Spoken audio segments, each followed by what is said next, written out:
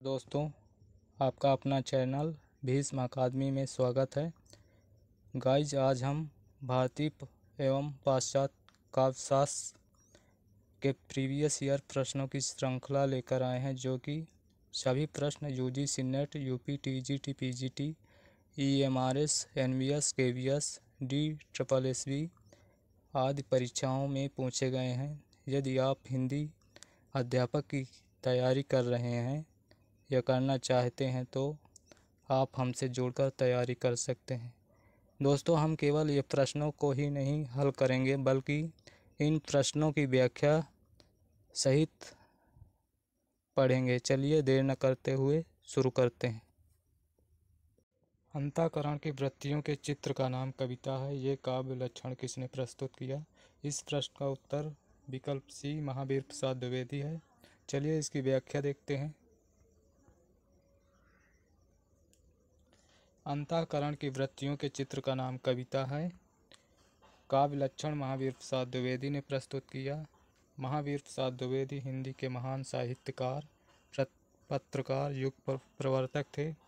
इनका जन्म 1864 रायबरेली उत्तर प्रदेश तथा निधन दिसंबर 1938 में हुआ।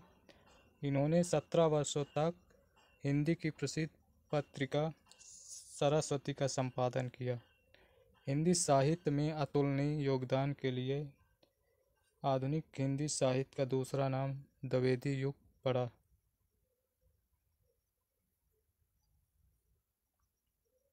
दूसरा युग द्विवेदी युग 1918 1900 से 1918 के नाम से जाना जाता है। आचार्य शुक्ल ने कविता क्या है शीर्षक निबंध में कविता को जीवन की अनुभूति कहा। जयशंकर प्रसाद ने सत्य की अनुभूति को ही कविता माना है। महादेवी वर्मा, कविता कवि विशेष की भावनाओं का चित्रण है। कविता कवि विशेष की भावनाओं का चित्रण है। प्रश्न 2, हिमाद्रि तुंग सुंग से प्रबुद्ध शुद्ध भारती स्वयं प्रभा समुज्ज्वला स्वतंत्रता पुकारती। प्रस्तुत पंक्तियों में काव्य का कौन सा गुण पाया जाता है? इसका उत्तर विकल्प बी, ओज गुण पाया जाता है। चलिए व्याख्या देखते हैं। हिमाद्रि तुंग श्रृंग से प्रबुद्ध शुद्ध भारती स्वयं प्रभा समुज्ज्वला स्वतंत्रता पुकारती, ओज गुण मौजूद है।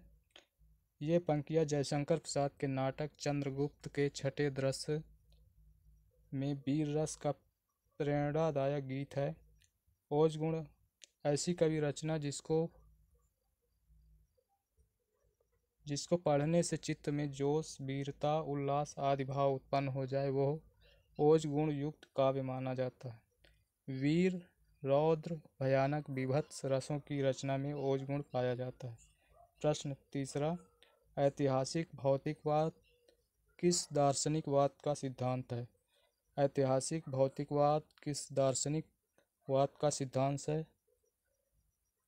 ये मार्क्सवाद का सिद्धांत है।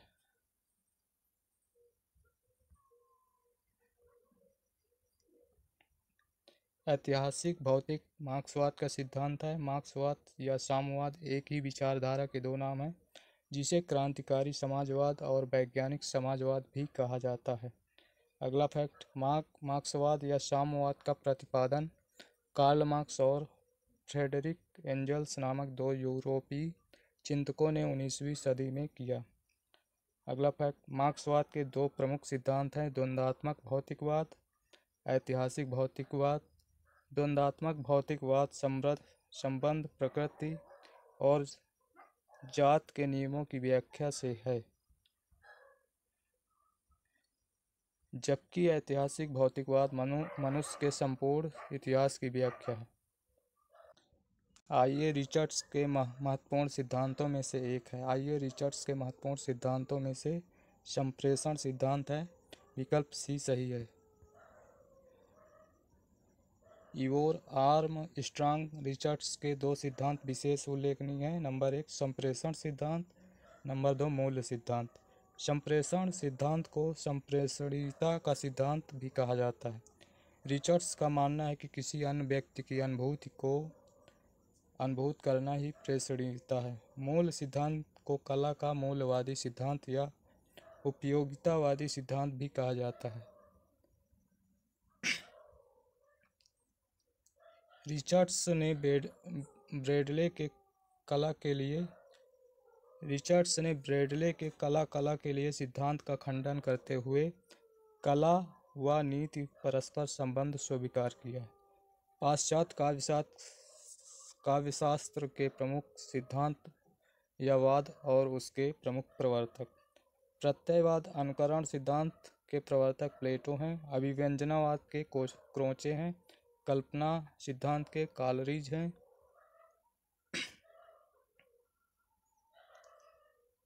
विखंडनवाद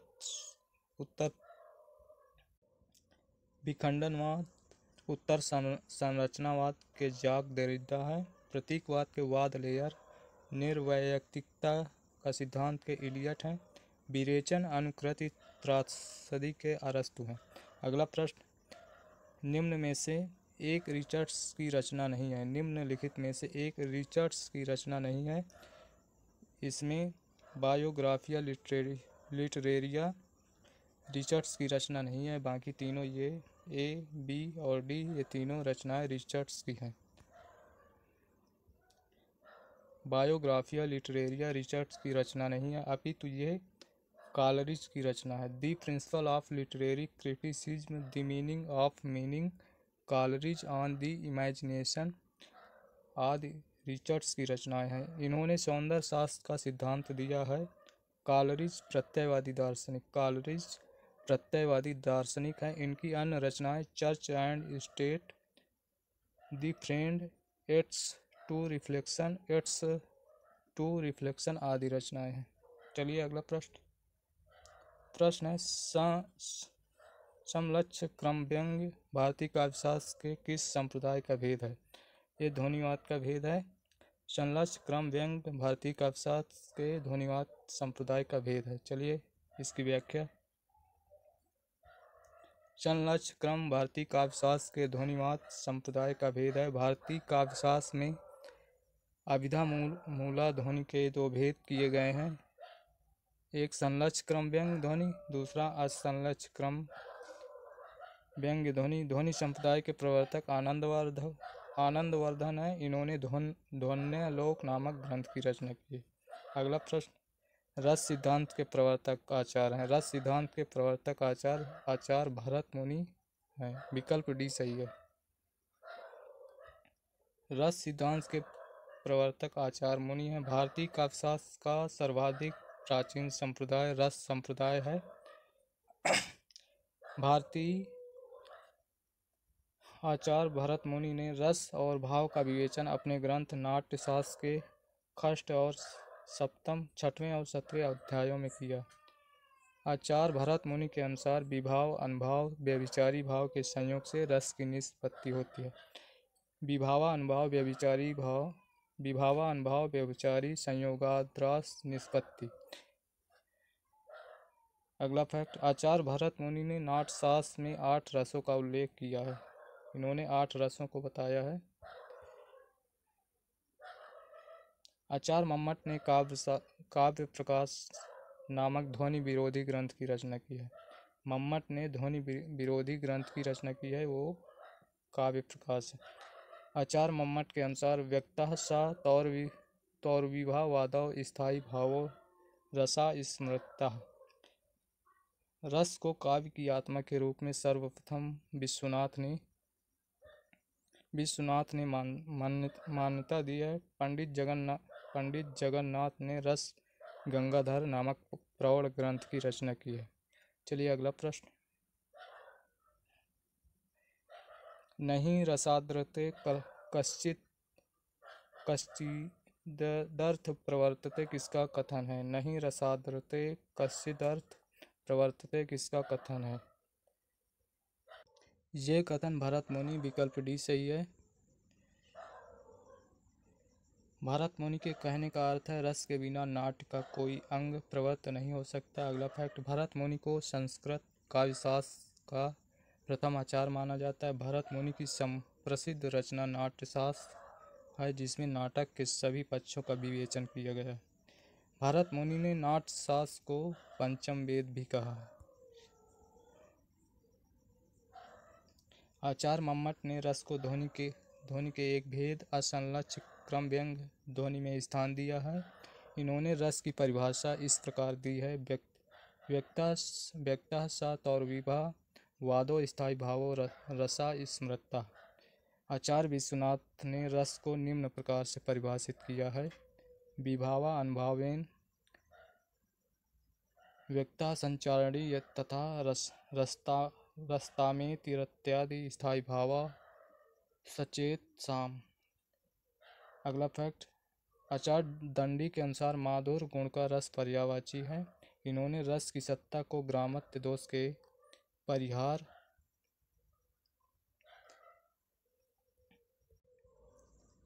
परिहार में ही माना है। दंडी के मतानुसार सभी अलंकारों का ध्येय काव्य को रसमय बनाना। अगला प्रश्न, पाश्चात्य काव्यशास्त्र इतिहास सिद्धांत और वाद पुस्तक के लेखक हैं।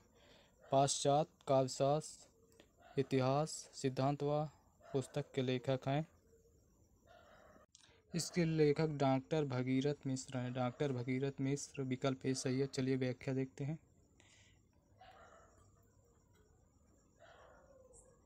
पाश्चात्य काव्यशास्त्र इतिहास सिद्धांत और वाद पुस्तक के लेखक डॉक्टर भगीरथ मिश्र हैं। लेखक रिचर्ड्स, इनका ग्रंथ है science and poetry. Doctor again की रस सिद्धांत, गुलाब राय की सिद्धांत और अध्ययन। अगला प्रश्न, अर्थबोध कराने के संबंध में निम्नलिखित में से कौन सा कथन सत्य है? इसमें विकल्प डी, लक्षणा एवं व्यंजना दोनों शक्तियाँ आश्रित होती हैं। लक्षणा और व्यंजना दोनों शब्द शक्तियाँ अभिधा पर आश्रित होती हैं। संकेतित अर्थ का बोध कराने वाली शक्ति को अभिधा वृत्ति कहते हैं। शब्द की तीन शक्तियाँ होती हैं, एक अभिधा, दूसरी लक्षणा, तीसरी व्यंजना। अभिधा से शब्द के मूल या प्रचलित अर्थ अर्थात मुख्यार्थ या वाच्यार्थ का बोध होता है। लक्षणा से मुख्यार्थ से संबंध रखने वाला अर्थ लक्षित होता है तथा व्यंजना से किसी शब्द के मुख्यार्थ में छिपे हुए अकथित अर्थ का बोध होता है। अगला प्रश्न, जब द्रास बटालिक टाइगर हिल की सीमा लगी गरजने, जब द्रास बटालिक टाइगर हिल की सीमा लगी गरजने, जब शहादत लेते हिमगिरी की चट्टानें लगी गरजने, तब जाग उठे ये शेर बब्बर, पौरुष हुंकार उठा था, मातृभूमि की बलवेदी पर लहू पुकार उठा था। इसमें ओज गुण का वर्णन हुआ। ओज गुण है इसमें। उपर्युक्त काव्य पंक्तियों में ओज काव्य गुण व्यंजित है। पद्यांश में ओज काव्य गुण समाहित है। ओज काव्य गुण चित्त में उत्साह बढ़ाने वाला, दीप्ति लाने वाला होता है। इस काव्य गुण का प्रयोग वीर, रौद्र और विभत्स रसों में उपयुक्त होता है, जबकि माधुर्य गुण का प्रयोग श्रृंगार, करुण और शांत रसों में, प्रसाद गुण का प्रयोग प्रायः सभी रसों में होता है। अगला प्रश्न, चित्र तुरंग न्याय का संबंध किस सिद्धांत से है? चित्र तुरंग न्याय का संबंध किस सिद्धांत से है?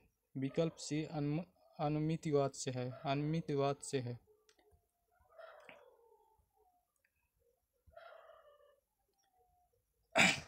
अनुमितिवाद से है। अनुमितिवाद सिद्धांत के प्रवर्तक श्री शंकुक हैं।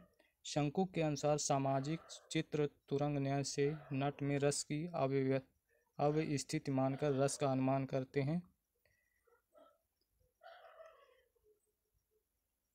भरत मुनि के रस सूत्र के प्रख्यात व्याख्याकार, उन पर प्रभाव डालने वाले दर्शन, उनकी व्याख्याएं।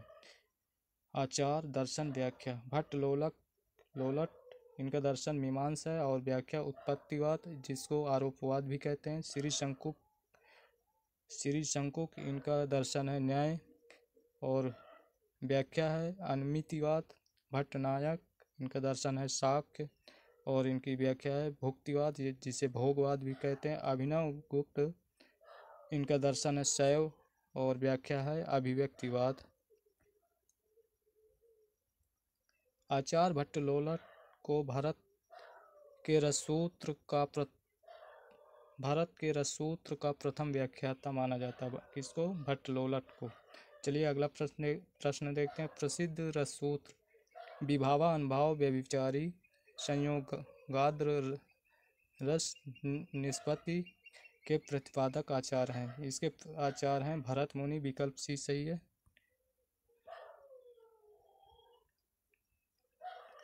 आचार्य भरत मुनि है इस सूत्र के प्रतिपादक। भरत मुनि के अनुसार विभाव अनुभाव और व्यभिचारी भाव, जिसको संचारी भाव भी कहते हैं, संयोग से रस की निष्पत्ति होती है। अगला फैक्ट, आचार्य भरत मुनि रस संप्रदाय के प्रवर्तक आचार्य हैं। भरत मुनि अपने नाट्यशास्त्र में भावों की संख्या 49 कही है, जिसमें 33 संचारी भाव, 8 स्थायी भाव, शेष 8 सात्विक भाव हैं। भरत मुनि ने 8 रसों का उल्लेख किया है। कितने? 8 रसों का उल्लेख किया है। दंडी ने 8 रसों का उल्लेख किया है। इन्होंने भी 8 रसों को माना है दंडी ने। रुद्रट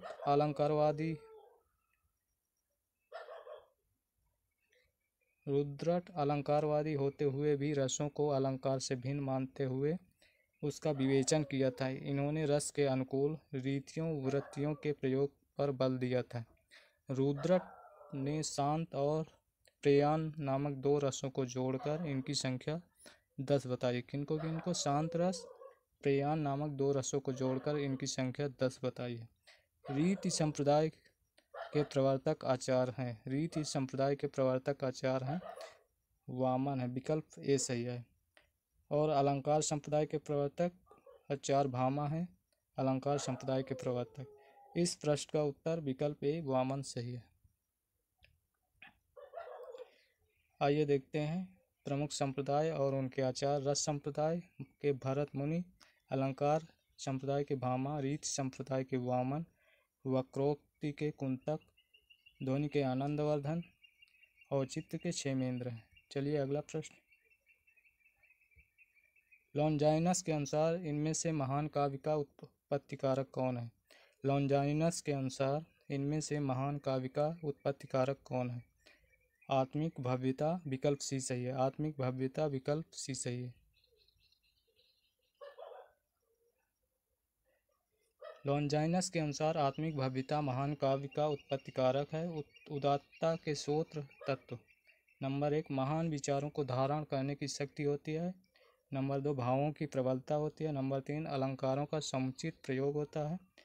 नंबर 4, भाषा की अभिजात अभिव्यक्ति होती है। नंबर 5, गरिमामय और पद्य रचना विधान। उदात्त के विरोधी तत्व। उदात्त के विरोधी तत्व शब्द डांबर। नंबर 2, बालिशता। नंबर 3, भावाडंबर। अगला प्रश्न, कैथारसिस विरेचन शब्द मूलतः संबंधित है।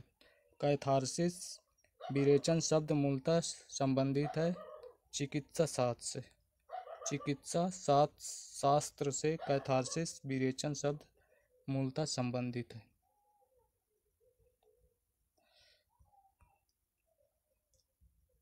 विरेचन यूनानी शब्द कैथारसिस का हिंदी रूपांतरण है। विरेचन और कैथारसिस चिकित्सा शास्त्र के पारिभाषिक शब्द हैं। कैथारसिस शब्द का प्रयोग दुखांतक के प्रभाव के प्रसंग में आता है।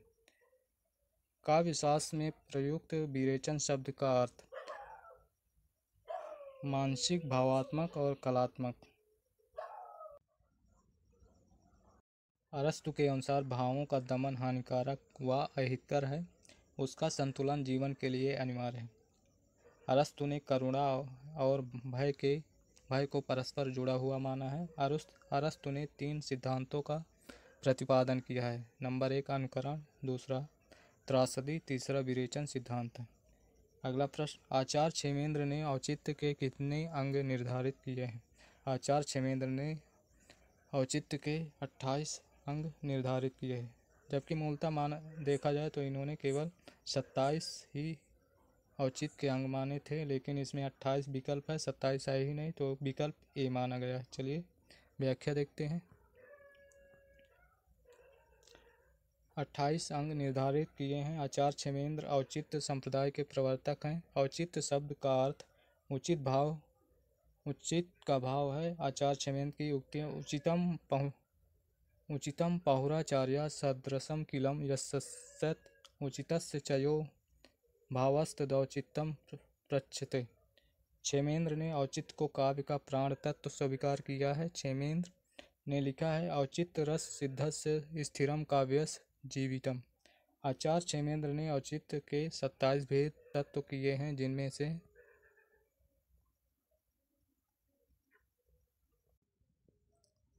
नंबर 1 पद,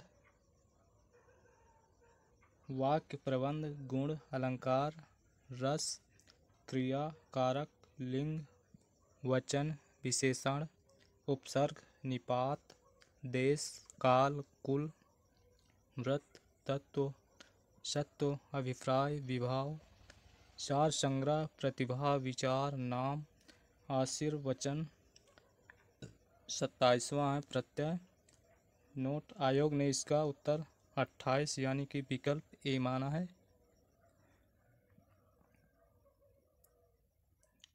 अद्दोसौ सगुणों सालंकारो च शब्दार्थो काव्यम, ये इनमें से किस आचार्य का दिया हुआ काव्यलक्षण है?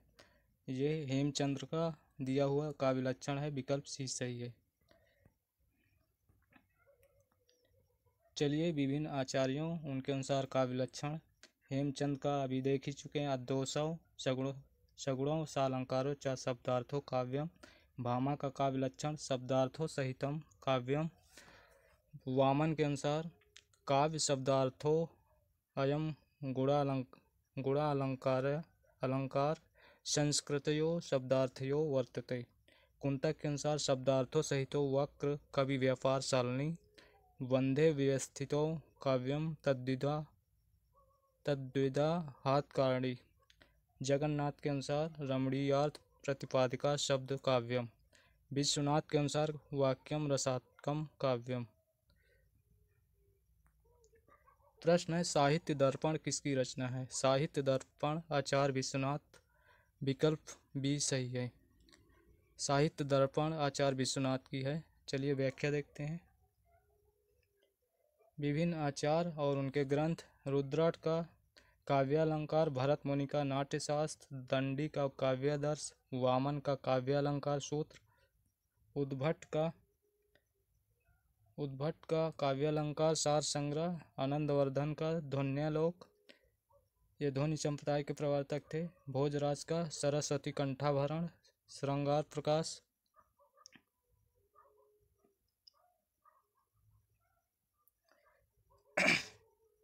रुय्यक का अलंकार सर्वस्व, हेमचंद का काव्यानुशासन, जयदेव का चंद्रालोक, विश्वनाथ का साहित्य दर्पण, पंडित राज जगन्नाथ का रस गंगाधर, अप्पय दीक्षित का व्रति वार्तिक, दूसरा है चित्रमीमांस, तीसरा कुवलयानंद। प्रश्न है 20वां सौंदर्य की व्याख्या करते समय क्रोचे ने अभिव्यंजना के कितने स्तरों का उल्लेख किया है? इस प्रश्न का उत्तर 4 विकल्प डी सही है। विकल्प डी सही है। चलिए इसकी व्याख्या देखते हैं। सौंदर्य की व्याख्या करते समय क्रोचे ने अभिव्यंजनावाद के 4 स्तरों का उल्लेख किया है। क्रोचे ने कला निर्माण में प्रतिभा को मूल कारण माना है। अभिव्यंजना की निम्न विशेषताएं हैं। नंबर 1 अंतःप्रज्ञा, अभिव्यंजना और कला में अभेद संबंध है। नंबर 2 अभिव्यंजना आत्मिक क्रिया है। नंबर 3 प्रत्येक अंतःप्रज्ञा कला है और प्रत्येक कला अंतःप्रज्ञा है। कला वस्तु में नहीं बल्कि वस्तु द्वारा अभिव्यक्त रूप में होती है।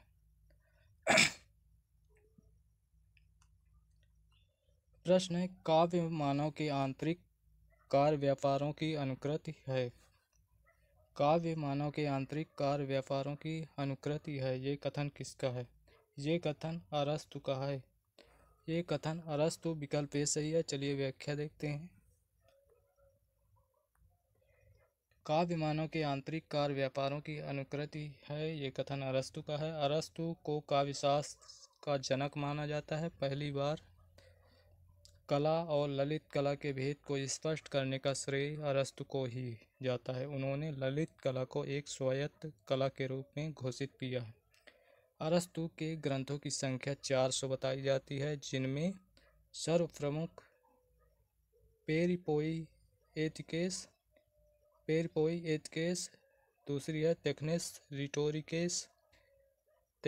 रिटोरिकेस, तीसरी है वसीयतनामा। वसीयतनामा को दास प्रथा से मुक्ति का घोषणा पत्र माना जाता है। दास प्रथा से मुक्ति का घोषणा पत्र माना जाता है। अगला प्रश्न, इनमें से किसका मत भुक्तिवाद कहलाता है? भट्ट नायक का भुक्तिवाद कहलाता है। चलिए इसकी व्याख्या देखते हैं। भट्ट नायक का मत भुक्तिवाद या भोगवाद कहलाता है। आचार, उनके सिद्धांत और संयोग, निष्पत्ति, दार्शनिक मत। भट्ट लोलट का इनके सिद्धांत है उत्पत्तिवाद, जिसको आरोपवाद भी कहते हैं, और इनका संयोग है उत्पाद या उत्पादक। निष्पत्ति उत्पत्ति माना है, और दार्शनिक मत है मीमांसा। श्री संकुक का अनुमितिवाद, अनुमापक, अनुमिति, न्याय।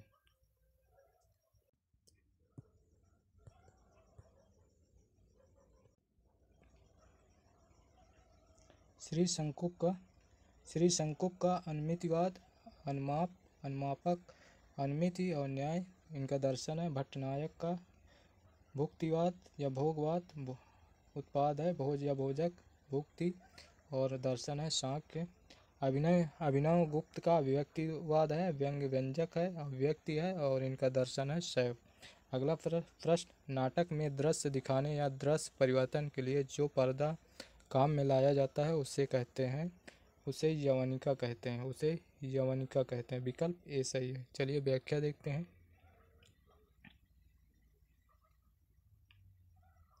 नाटक में दृश्य दिखाने या दृश्य परिवर्तन के लिए जो पर्दा काम में लाया जाता है उसे यवनिका कहते हैं। नेपथ्य शब्द का प्रयोग रंगमंच के पर्दे या यवनिका के पीछे की जगह के लिए किया जाता है। इसे ही रंगमंच के पात्र या नट वेशभूषा आदि से सज्जित होने के लिए करते हैं, जिसमें एक्टर लोग सजते हैं। पटाक्षेप रंगमंच में नाटक आदि में दृश्य परिवर्तन या अंक समाप्ति पर पर्दा गिराने की क्रिया पटाक्षेप कहलाती है। अगला प्रश्न, रस सूत्र के किस व्याख्याता ने रस निष्पत्ति की प्रक्रिया की पुष्टि चित्र तुरंग न्याय के आधार पर की है? चित्र तुरंग न्याय के आधार पर श्री संकुक ने की है। श्री संकुक, विकल्प ए सही है।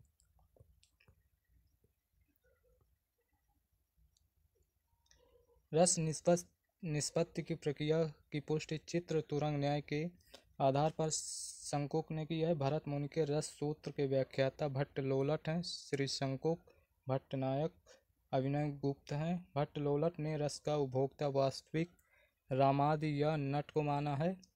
रस की स्थिति मूल पात्रों में माना है। भट्ट नायक ने सर्वप्रथम रस को ब्रह्मानंद सहोदर माना है। भट्ट नायक ने रस को ब्रह्मानंद सहोदर सर्वप्रथम माना है। अभिनव गुप्त के अनुसार स्थायी भाव सहृदय या सामाजिक हृदय के वासना रूप में पहले से ही विद्यमान रहते हैं। चलिए आचार, उनके सिद्धांत और दार्शनिक मत। भट्ट लोलट का है उत्पत्तिवाद या आरोपवाद, इनका दर्शन है मीमांसा दर्शन। श्री संकुक का है अनुमितिवाद, इनका दर्शन है न्याय दर्शन या चित्र तुरंग न्याय। भट्ट नायक का है भुक्तिवाद या भोगवाद, इनका दर्शन है सांख्य दर्शन। अभिनव गुप्त का अभिव्यक्तिवाद, इनका दर्शन है शैव दर्शन। चलिए अगला प्रश्न है, हिंदी के प्रथम अलंकार निरूपक आचार्य हैं। हिंदी के प्रथम अलंकार निरूपक आचार्य हैं। हिंदी के प्रथम अलंकार निरूपक आचार्य केशवदास, विकल्प बी सही है। केशवदास सही है। चलिए व्याख्या देखते हैं। हिंदी के प्रथम अलंकार निरूपक आचार्य केशवदास हैं। केशवदास की रसिक प्रिया, कवि प्रिया, छंदमाल, रीति परक ग्रंथ हैं।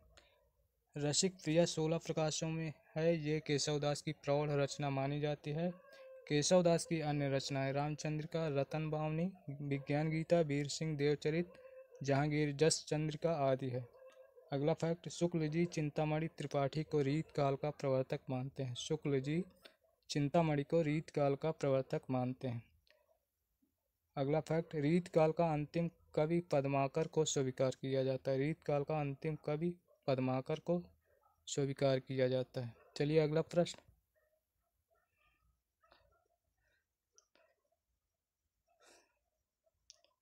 सुमेलित करना है दोस्तों। चलिए, मम्मट की है काव्यादर्श, मम्मट की है काव्यादर्श, सॉरी दोस्तों, मम्मट की है काव्य प्रकाश और विश्वनाथ की है साहित्य दर्पण, जयदेव की है चंद्रालोक और दंडी की है काव्यादर्श। इस प्रकार सॉरी दोस्तों, इस प्रकार सा आ बादा सा आ बादा सा आ बादा विकल्प सी सही है। सा आ बादा विकल्प सी सही है। यहाँ मिलान दिया हुआ है। मम्मट काव्य प्रकाश, विश्वनाथ साहित्य दर्पण, जयदेव चंद्रालोक, दंडी काव्यादर्श आदि हैं। भरत के रस सूत्र में निहित संयोग का अर्थ भोज्य या भोजक भाव, निष्पत्ति का अर्थ भुक्ति या आस्वाद की स्थापना किस व्याख्याकार ने की है? इसका उत्तर भट्टनायक विकल्प डी सही है। रस सूत्र में निहित संयोग का अर्थ भोजक भाव तथा निष्पत्ति का अर्थ भुक्ति या आस्वाद की स्थापना व्याख्याकार भट्टनायक हैं। भरत मुनि के रस सूत्र में आए संयोग एवं निष्पत्ति शब्द के अर्थ रस की अवस्थिति के संबंध में परवर्ती आचार्यों का मत निम्न है। भट्ट लोलट का है उत्पादक और निष्पत्ति है उत्पत्ति और रस की अवस्थित माना है अनुकार्य। राम में शंकुक अनुमाप्य है अनुमापक और अनुमिति से और इन्होंने अनुकर्ता या नट में माना है। भट्टनायक ने भोजक भुक्ति प्रेक्षक या दर्शक में अभिनव गुप्त व्यंग्य व्यंजक अभिव्यक्ति सामाजिक सहृदय माना। रस को ब्रह्मानंद सहोदर सर्वप्रथम भट्टनायक ने कहा। प्रश्न है, शब्दार्थों ते शरीरम रस आत्मा, ये कथन इनमें से किसका है? शब्दार्थों ते शरीरम रस आत्मा, इसका उत्तर विकल्प सी विश्वनाथ सही है। विकल्प सी विश्वनाथ, सॉरी दोस्तों, विकल्प बी राजशेखर सही है। राजशेखर। शब्दार्थों ते शरीरम रस आत्मा, ये कथन राजशेखर का अन्य कथन शब्दार्थयोर यावत सभावेन विदा साहित्य विदा, भामा ने कहा है। भामा ने काव्य की परिभाषा दी है शब्दार्थों सहितम काव्यम। आचार्य विश्वनाथ ने काव्य की परिभाषा दी है वाक्यम रसात्मकम काव्यम। वाक्यम रसात्मकम काव्यम। प्रश्न है, प्रज्ञा नवोन्मेष सालनी प्रतिभा मता, प्रज्ञा नवोन्मेष सालनी प्रतिभा मता किसकी उक्ति है? इसका उत्तर है श्री भट्टोत, विकल्प डी सही है। श्री भट्टोत विकल्प डी सही है। चलिए इसकी व्याख्या देखते हैं।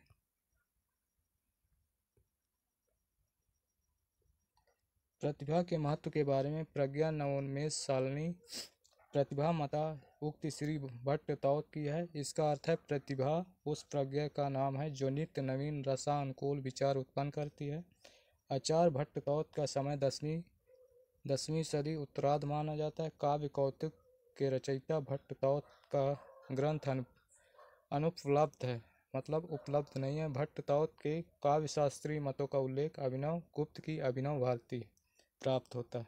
अगला प्रश्न, आचार्य भरत मुनि ने नाटक में अभिनय को किस वेद से लिया है? अभिनय को किस वेद से लिया है? अभिनय को यजुर्वेद से लिया है। विकल्प सी सही है। चलिए व्याख्या देखते हैं।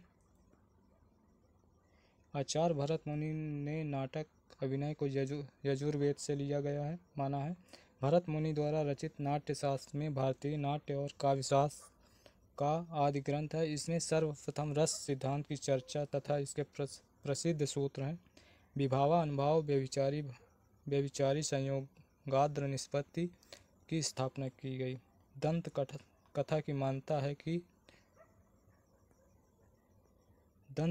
मानता है कि इंद्र की प्रार्थना पर ब्रह्मा ने चारों वर्णों और विशेष रूप से शूद्रों के मनोरंजन और अलौकिक आनंद के लिए नाट्यवेद नामक पंचम वेद का निर्माण किया है। इस वेद के निर्माण में ऋग्वेद से पाठ्यवस्तु, सामवेद से गान, यजुर्वेद से अभिनय और अथर्ववेद से रस लिया है। अगला प्रश्न, विखंडनवाद का जनक माना जाता है। विखंडनवाद का जनक जाक देरिदा को माना जाता है। विकल्प बी सही है।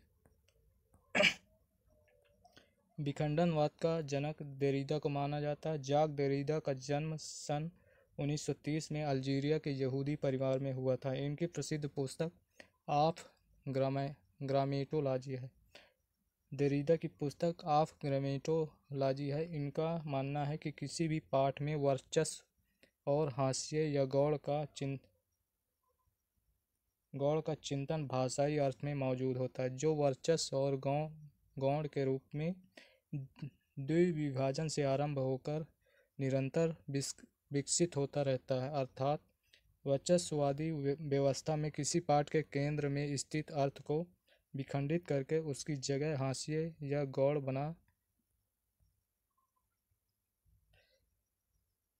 गौड़ बना दिए गए अर्थ को स्थापित किया जाता है। इस रूप में किसी पाठ को पढ़ा जाना विखंडन कहलाता है।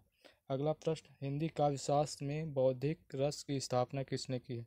बौद्धिक रस की स्थापना गणपत चंद्र गुप्त ने की है। गणपत चंद्र गुप्त ने की है। विकल्प डी सही है।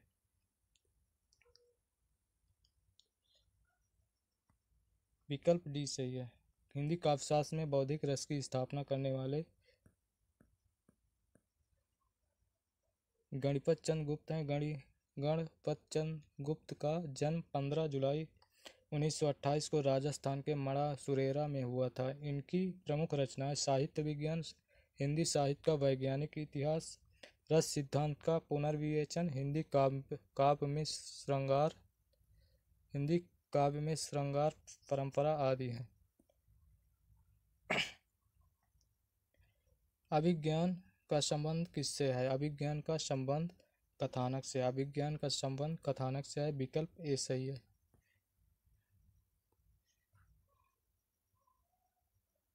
अभिज्ञान का संबंध कथानक से है। अभिज्ञान शब्द अरस्त की मान्यता में आया हुआ है। ये शब्द यूनानी भाषा के अनग्नोरिस का हिंदी अनुवाद है। अभिज्ञान का शाब्दिक अर्थ होता है ज्ञान की परिणति। अभिज्ञान का शाब्दिक अर्थ है। अभिज्ञान दुखांतक के अंतर्गत कथानक में पात्रों के मन में प्रेम अथवा घृणा का भाव जागृत करता है। अगला प्रश्न,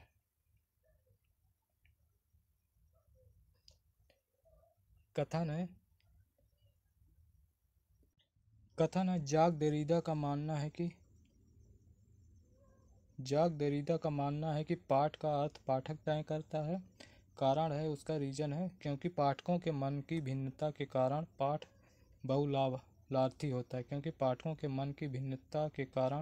पाठ बहुलार्थी होता है। दोस्तों दोनों सही है और ये इसकी व्याख्या भी करता है।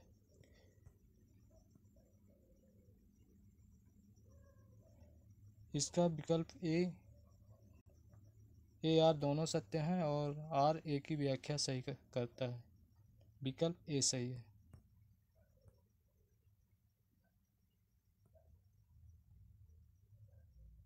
निम्नलिखित में से ये कथन इष्टा विधेय वक्रोक्ति रिष्टा वचना वाचाम अलंकृति किसका है?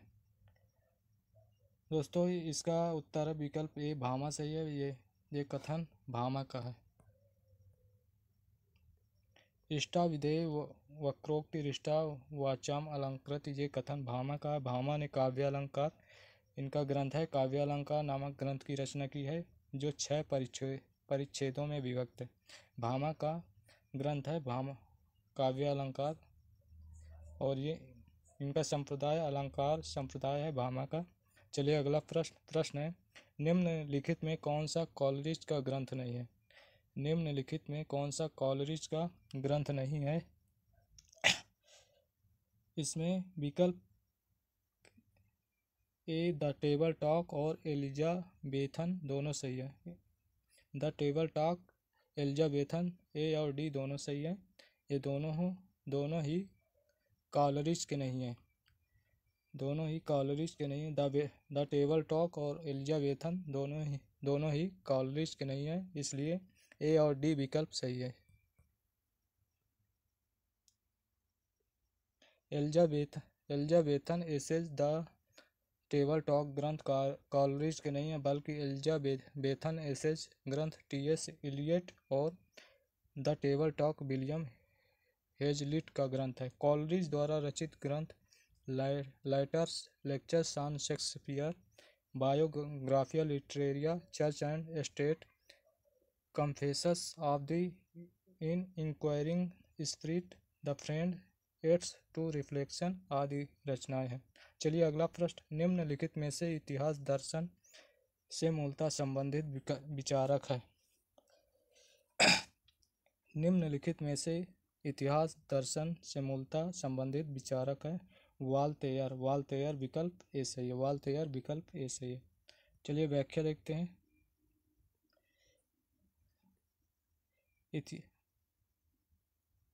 इतिहास दर्शन के मूलतः संबंधित विचारक वाल्तेयर हैं। वाल्तेयर का मूल नाम फ्रांसिस मेरी एरोयेथ है। फ्रांसिस मेरी एरोयेथ था।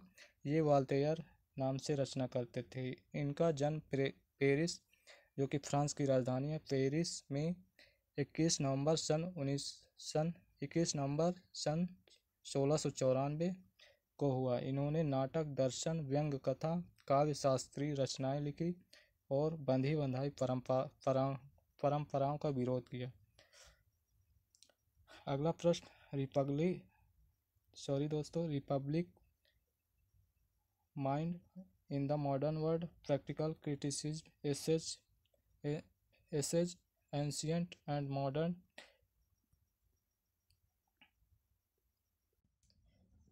इनको क्रम से मिलाना है, जो कि क्रम विकल्प ए 1 3 4 2 सही है, 1 3 4 2 सही है, विकल्प ए सही है। चलिए व्याख्या देखते हैं।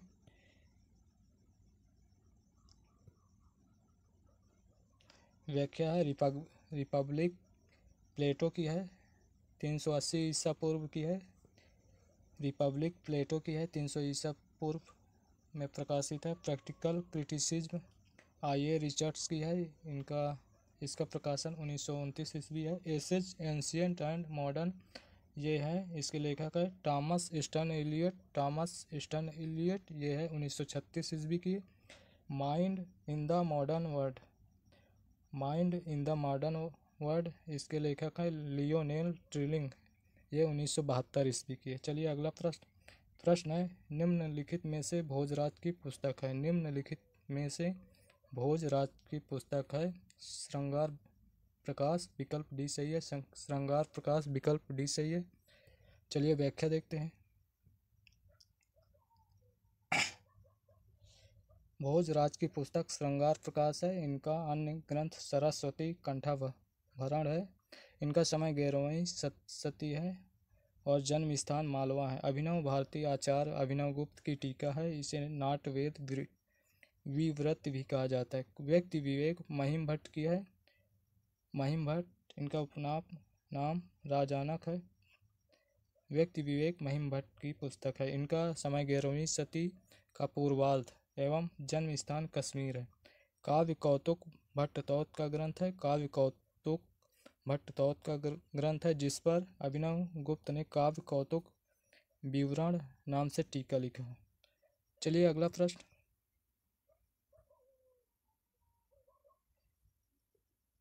मिलान करना है। राजशेखर का हृदय दर्पण है। राजशेखर का हृदय दर्पण है, सॉरी दोस्तों, राजशेखर का काव्य मीमांसा है। राजशेखर का काव्य मीमांसा है। भट्टनायक का हृदय दर्पण है। विश्वनाथ का साहित्य दर्पण है। अभिनव गुप्त का अभिनव भारती है। इस प्रकार 4-3 4-3 1-2 विकल्प 4-3 1-2 4-3 1-2 विकल्प बी सही है। 4-3 1-2 विकल्प बी सही है। ग्रंथ एवं रचनाकार का सही सुमेलन इस प्रकार है। राजशेखर काव्य मीमांसा, भट्टनायक हृदय दर्पण, विश्वनाथ साहित्य दर्पण, अभिनव गुप्त अभिनव भारती। दोस्तों आज के लिए इतना ही। चलिए, धन्यवाद। जय हिंद, जय भारत।